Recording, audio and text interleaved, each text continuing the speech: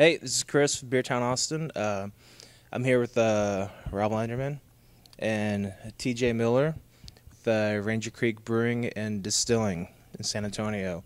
Welcome to another episode of Over a Pint. Cheers, guys. Cheers. Whoa. Sloppy cheers. You know it's going to be a good one. So, Rob, what are we drinking here? We are drinking our mesquite smoked porter. Nice marriage between Texas mesquite, real smoky flavors, and some dark, chocolatey, roasty malt flavors. Yeah. It's me smelling the beer. Yeah, this is good. So Ranger Creek, we're in San Antonio. Why don't you guys tell me a little bit about, your operation here?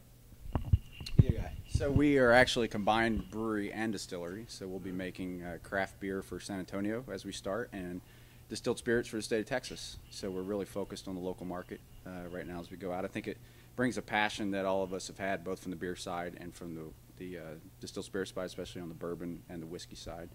Mm-hmm. So we're really excited about how we can combine these two together, right, and how Rob and I can collaborate between a brewery and a distillery, because they have a lot of existing breweries who are adding stills and becoming distilleries, but no one's really started up from the beginning and tried to put these two together from the start. So we're excited. Yeah, very cool. So I guess as of today, what is this? Late June. I guess you guys you have your property and you have your equipment. Is that right? Well, I mean, you look behind us right now. We have a 1,200 liter Arnold Holstein still from Germany. Also, with the rest of the facility, we have 6,000 square feet here. It's filled with uninstalled equipment right now. 30-barrel brewing system, fermenters, the whole thing. So we're late June, looking to do our construction inside the building and install through the next month. We should be producing by early August and selling by mid-September. Very cool. Rob, tell me about the beer. Go ahead. So mesquite smoked porter, porter has always been one of my favorite styles, traditionally originated in England, so I was really going for more of the English style porter. We're using a couple different hops, American and UK hops, all American malts,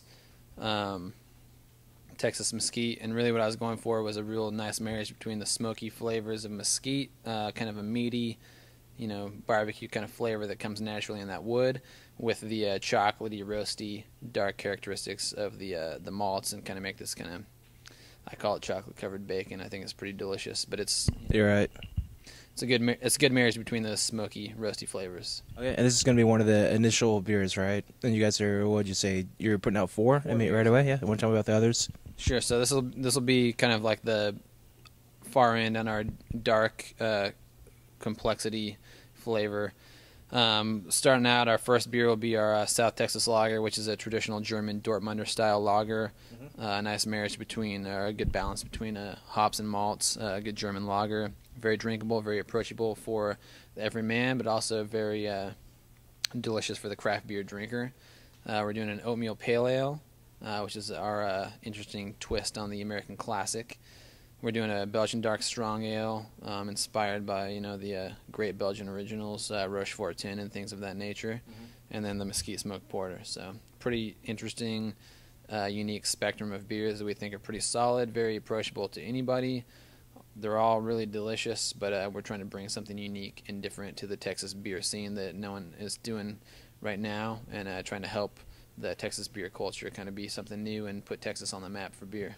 So, yeah, definitely. Sorry, go ahead. Those beers, we're looking to add some type of Texas ingredient in each of those. So we talk about the oatmeal pale ale, Texas oats, where we can resource those, because it's kind of hard to find those. But with the Belgian, unless you're a horse, right? Unless you're a horse, which Rob's got some. Of course. He's kind of doesn't talk.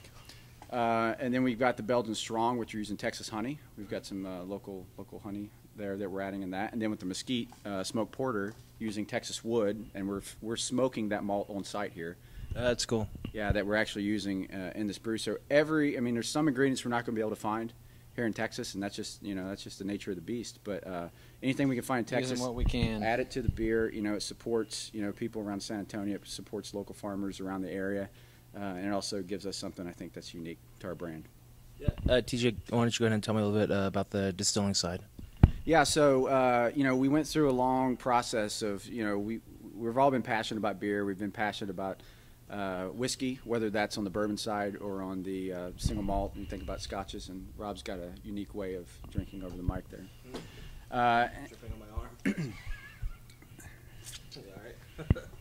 And so we thought about how we can combine those two together, and we went through a long process, and we eventually decided, it's legal to do it together, and we both have passion for it, and we brought Rob on board to do the beer side, and I'm doing the distillation side.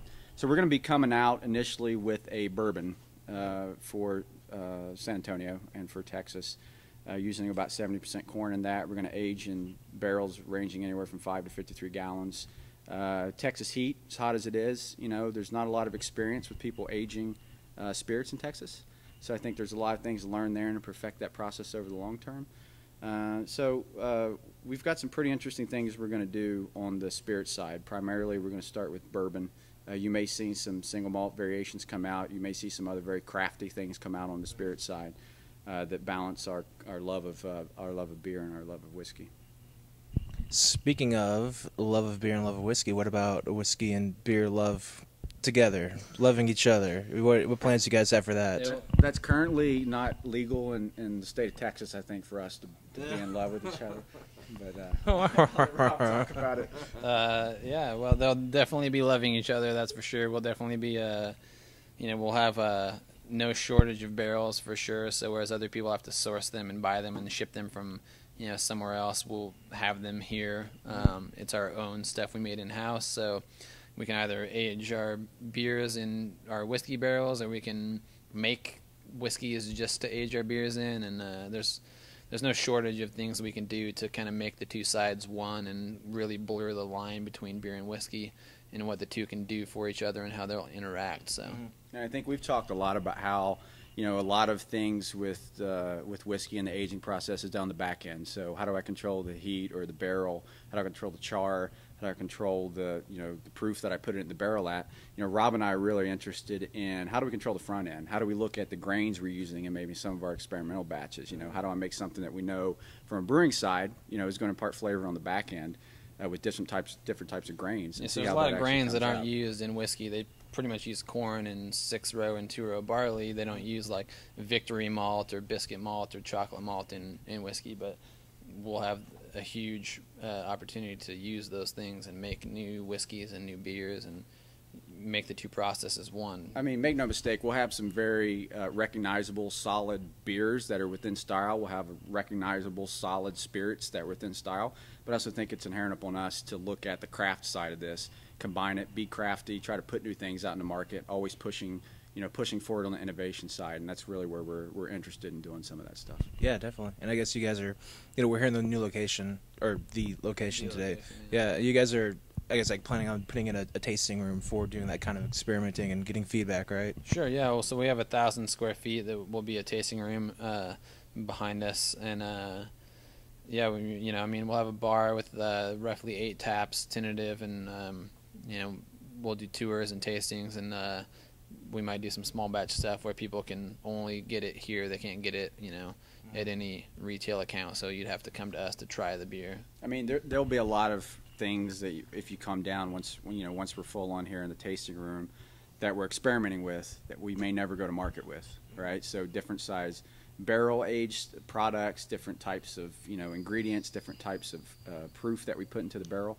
And I think it's going to be interesting. You can taste those and see how it fits your palate. But I think that's really the cool part about really coming and experiencing Ranger Creek. Yeah, definitely. So I guess you guys are going to be doing kegs and bottles, right? Kegs and bottles out of the gate. And as far as the spirits go, obviously bottles, but we'll do kegs. We thought about kegs. We'll do it. No. Cool. All right. Okay. Yeah. Ranger Creek. You guys have a webpage? We do. drinkrangercreek.com.